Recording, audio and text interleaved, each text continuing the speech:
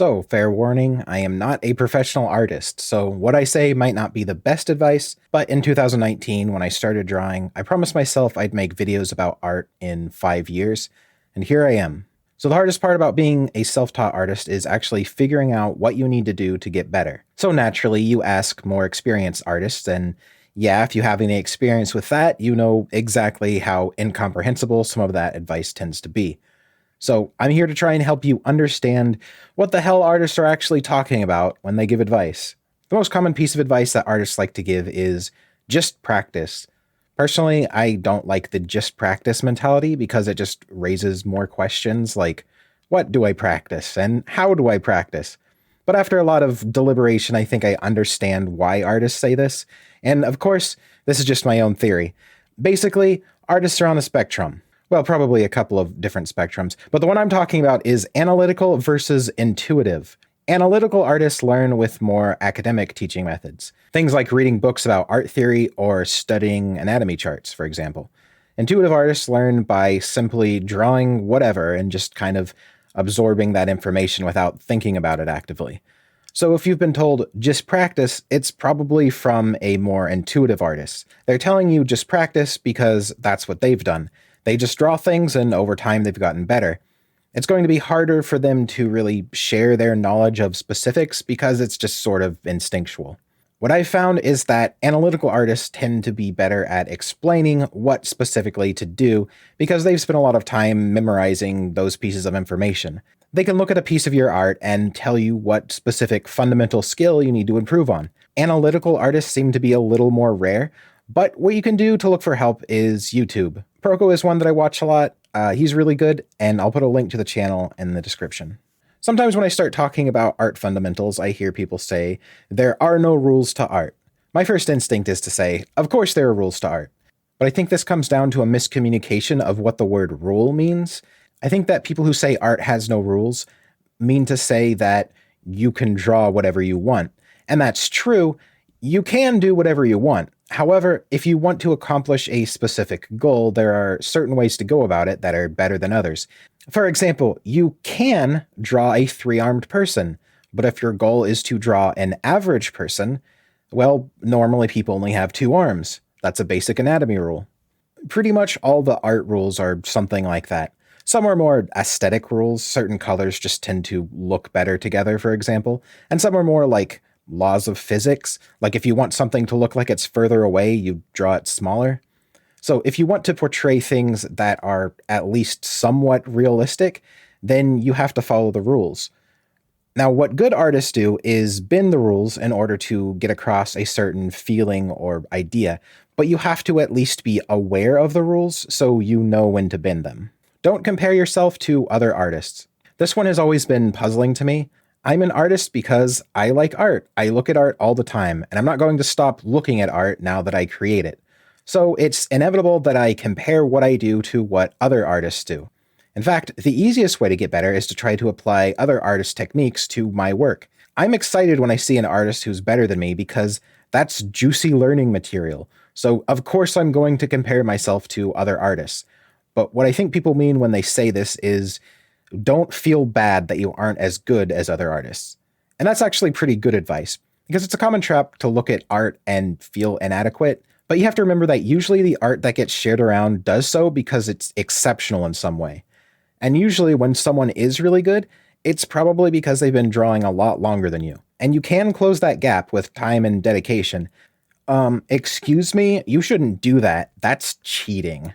Now, this one is pretty much just bad advice and people drawing arbitrary lines in the sand. I drew a little bit in high school.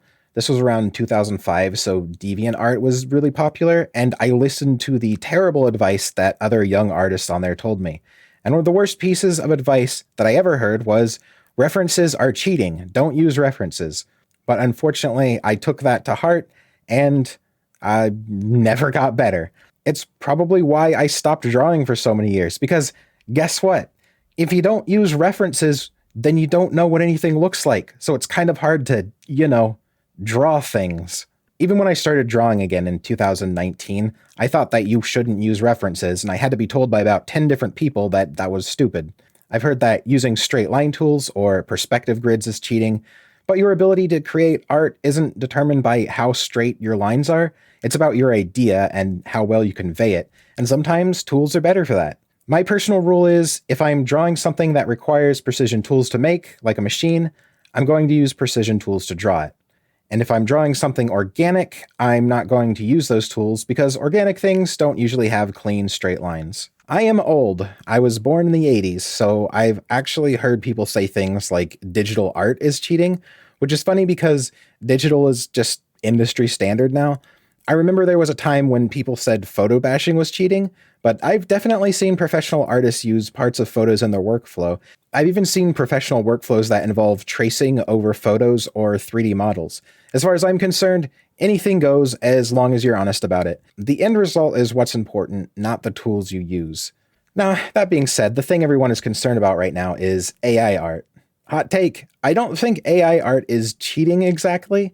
I just think it tends to be dishonest. What I mean is that when you present a fully rendered, beautiful looking piece of art, the expectation is that you spent 40 hours making it on top of the 10 or more years it took for you to get that good in the first place. So when the reality is it took you 5 minutes with AI, yeah, it's dishonest. It's like making assembly line products in a factory and then slapping a handmade sticker on them. But ultimately, I think AI is just another tool. Some people will always hate it, and some people will incorporate it into their workflow. Focus on the fundamentals. You hear a lot of artists talk about fundamental skills. The reason that people talk about fundamentals is because they are, as the name implies, the basic skills that other art skills are built off of. Knowing what the fundamentals are is going to help you understand what you need to focus on to improve. There are a lot of videos on fundamental skills, what they are, and how to practice them, so I won't go over each one in detail, but what I will try to do is explain how common advice artist gives relate to them. If you hear draw boxes, you're being told to work on your forms, the simple 3D objects that other things are constructed out of. If you can draw boxes well, you can kind of draw anything. Draw circles probably means you need to work on line confidence and accuracy. Drawing a page of circles is a common way for artists to practice these things. Often you see them just doing it to warm up. Do 1-minute sketches pretty much means you need to work on your gesture. The idea being that if you only have 1 minute, then you can't focus on details and have to focus on the overall shape and flow of the figure, which is the gesture. And finally, if you show your work to someone and they actually tell you focus on the fundamentals, it probably means that you're prioritizing things that aren't as important as you think they are. A common one I see is rendering or drawing tiny details everywhere. Basically, if your structure and anatomy and gesture isn't very good, then no amount of detail is going to make up for it. Meanwhile, if you have good structure and no details, it would still look pretty good. That's something I actually had to relearn for this drawing that's going on in the background right now. As you can see, I'm spending a lot of time rendering, and the perspective ended up being a little bit messed up because I wasn't paying that much attention to it. Whereas if I spent less time rendering and more time focusing on the perspective, I think overall it would have ended up looking a lot better. So those are the common ones that I've heard, but there are plenty of others. So when an artist tells you to do some weird specific activity, they are probably referring to a common tried and true exercise that builds your fundamental skills. Hopefully all of that was helpful for some of you. If you want to see more videos like this, then share the video with other people who you think will like it. If it gets enough attention and I feel like people are interested, I'll make some more art videos.